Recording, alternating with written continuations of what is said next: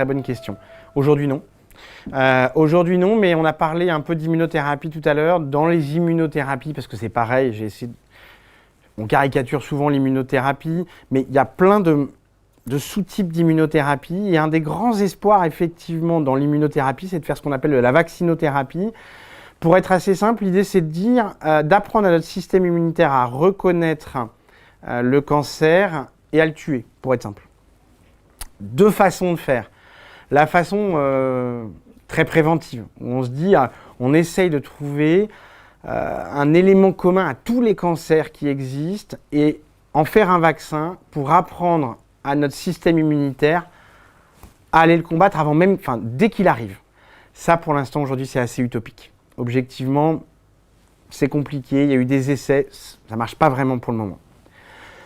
Deuxième piste en ce moment qui paraît un peu plus prometteuse, c'est de prendre le cancer de l'individu, de regarder ce qu'on appelle, nous, les antigènes de surface, de regarder la façon dont il se présente, de le fragmenter et d'apprendre à un système immunitaire à le reconnaître.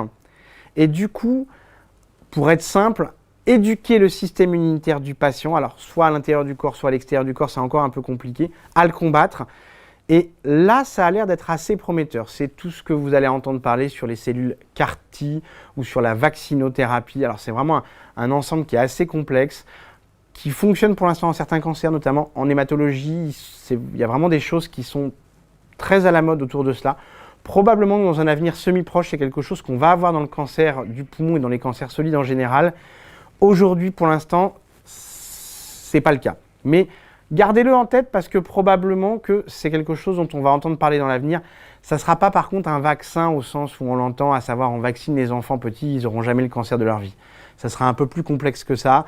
Ça sera chez des gens qui ont déjà malheureusement la maladie, qu'on va, via le système immunitaire, combattre directement le cancer. Donc voilà, c'est un peu moins peut-être idéaliste qu'on peut l'imaginer au départ.